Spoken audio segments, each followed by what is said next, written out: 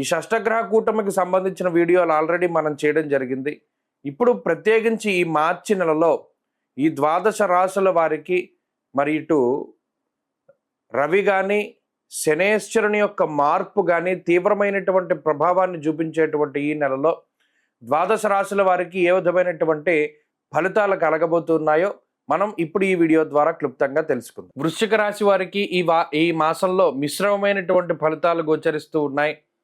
ప్రత్యేకించి అర్ధాష్టమ రవి యొక్క దోషము, అర్ధాష్టమ శనేశ్వరుని యొక్క దోషం ఏదైతే గత కొద్ది నెలలుగా పట్టి పీడిస్తూ ఉన్నదో, గత కొద్ది సంవత్సరాలుగా ఉన్నటువంటి అర్ధాష్టమ శని దోషం పోయేటువంటి మాసం ఈ మార్చి నెల. అయితే ఇక్కడ రవి యొక్క దోషం కూడా పోతూ ఉన్నది.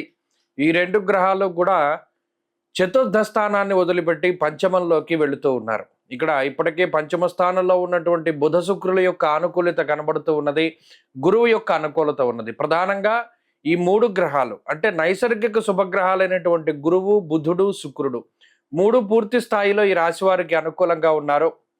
అలాగే ఈ మాసంలో ప్రత్యేకించి అష్టమ కుజుని యొక్క దోషం ఉన్నది. అలాగే పంచమంలో ఈ గ్రహాలు, అలాగే మాసం చివరి వరకు అర్ధాష్టమ శని దోషం ఉన్నది. కాబట్టి ఇది మిశ్రమమైనటువంటి మాసంగా ఈ రాశి వారికి చెప్పవచ్చును.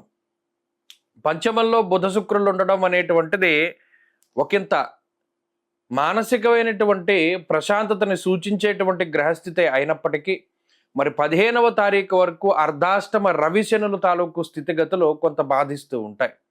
ప్రత్యేకించి కుటుంబపరమైనటువంటి ఇబ్బందులు, అలాగే అంతఃక్లేశం గృహశ్చిద్రం సౌఖ్యహానిమ భోజనం అన్నారు. ఇక్కడ ప్రయాణాల విషయంలో కూడా కొన్ని ఇబ్బందులు, అలాగే కుటుంబానికి దూరంగా వెళ్ళవలసి రావడము, దూర ప్రాంత సంచారము, అన్యప్రాంత సంచారము, కొండ ప్రాంత సంచారానికి కూడా ఈ గ్రహస్థితి సహకరిస్తూ ఉంటుంది.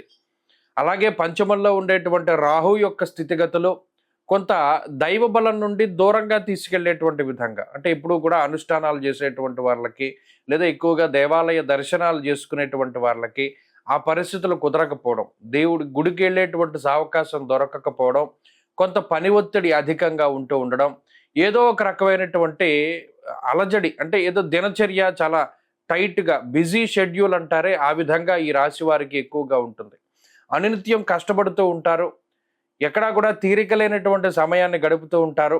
కొన్ని సందర్భాల్లో చిన్న పని అయినప్పటికీ దూరత్ర ఎక్కువగా ప్రయాణం చేయవలసి వస్తుంది. కొన్ని సందర్భాల్లో ఉద్యోగరీత్యా వేరే ప్రాంతానికి వెళ్ళవలసి వస్తుంది. అలాగే ఉద్యోగపరంగా ప్రమోషన్ల కోసం ఆశించేటువంటి వాళ్ళకి ఎక్కువగా శ్రమ అనేటువంటిది కనబడుతూ ఉంటుంది. గతంలో పనిచేసిన దానికన్నా ఎక్కువ పని చేయవలసి రావడము, లేదా మిమ్మల్ని మీరు నిరూపించుకోవడానికే కొన్ని క్లిష్టమైనటువంటి పరిస్థితుల్లో చాలా ఎక్కువగా కష్టపడి పనిచేస్తూ ఉండడము, ఎక్కువ సమయాన్ని వృత్తి ఉద్యోగాలకి కేటాయిస్తూ ఉండడము, కుటుంబ సభ్యులకి చాలా తక్కువ సమయాన్ని వెచ్చిస్తూ ఉండడము, అలాగే ఇందాక చెప్పుకున్నట్టు విహారయాత్రలకి వినోదయాత్రలకి చాలా తక్కువగా వెళుతూ ఉండడము ఇత్యాది విషయాలలో ఈ రాశి వారికి ఈ మాసంలో ఫలితాలు ఎక్కువగా కనబడుతూ ఉన్నాయి. 15వ తారీఖు దాటిన తర్వాత రవి పంచమ స్థానంలోకి వెళ్ళిన తర్వాత కొన్ని పనులు జాప్యంతో ముందుకు వెళుతూ ఉంటాయి. అంటే ఏదైనా ఒక ఇల్లు కట్టుకుంటూ ఉన్నా, లేకపోతేనేమో ఏదైనా ఒక స్థలం కొనాలి అన్నా, లేదా ఏదైనా కొనుగోలు అమ్మకాలకి సంబంధించినటువంటి విషయాలు కనుక చూసుకుంటే అవన్నీ కూడా కొంత జాప్యంతో ముందుకు వెళ్ళేటువంటి పరిస్థితులు ఉన్నాయి. అలాగే ఆర్థిక సంబంధమైనటువంటి విషయాలు బాగున్నాయి, ఎక్కడా కూడా ఈ మాసంలో ఆర్థిక ఇబ్బందులు కనబడడం లేదు, ఆరోగ్యపరమైనటువంటి సమస్యలు కనబడడం లేదు, కొంత మానసిక అశాంతి, అలాగే కొంత శారీరక శ్రమ, ఇవే ప్రధానంగా ఈ రాశి వారిని ఇబ్బంది పెట్టేటువంటి విషయాలుగా చెప్పవచ్చును. ఉద్యోగపరమైనటువంటి సమస్యలు చికాకులు ఏవి కనబడడం లేదు, కాకపోతే ఉద్యోగంలో ఎక్కువ సమయం కష్టపడేటువంటి పరిస్థితులు ఉన్నాయి. ఈ రకంగా వృశ్చిక రాశి వారికి ఈ మాసం అంతా కూడా ముందుకు వెళుతూ ఉంటుంది. కొత్తగా ఆదాయ వనరులు వెతుక్కోవడానికి మాత్రం ఇది అంత సరైనటువంటి సమయం కాదు. గతంలో ఉండేటువంటి ఆదాయ మార్గాలే కొనసాగుతూ ఉంటాయి. కోర్టు కేసులు, లేదా న్యాయస్థాన సంబంధమైనటువంటి విషయాలు, లేదా ఏదైనా లిటిగేషన్ వ్యవహారాలు, లేదా ఏదైనా సెటిల్మెంట్లు, ఇవన్నీ కూడా ఒక స్థాయికి చేరేటువంటి పరిస్థితులు కనబడుతూ ఉన్నాయి. అప్పుల ఊబిలో కూరుకుపోయినటువంటి వృశ్చిక రాశి వారికి బయటపడడానికి మాత్రం కొంత సావకాశం ఉంటుంది. కుటుంబ సభ్యుల యొక్క సహకారం ఉంటుంది. ప్రత్యేకించి జీవిత భాగస్వామి, ఈ వివాహానికి సంబంధించి సంతానానికి సంబంధించినటువంటి విషయాలు ఏవైతే ఉన్నాయో అవి కొంత వ్యతిరేకంగానే కనబడుతూ ఉన్నాయి. జీవిత భాగస్వామి మీకు వ్యతిరేకంగానే ఉంటారు. వారు తీసుకునేటువంటి నిర్ణయాలు కానీ లేదా వారు వెళ్ళేటువంటి విధి విధానం కానీ ఇవి కొంత మీకు వ్యతిరేకంగానే ఉంటుంది.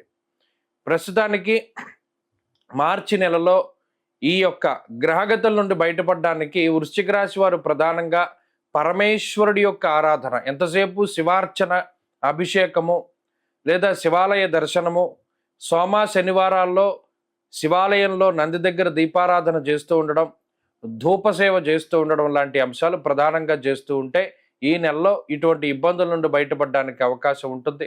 శివ పంచాక్షరి మంత్రాన్ని ప్రతినిత్యం జపం చేస్తూ ఉంటే కూడా మంచి ఫలితాలు సంప్రాప్తమవుతాయి.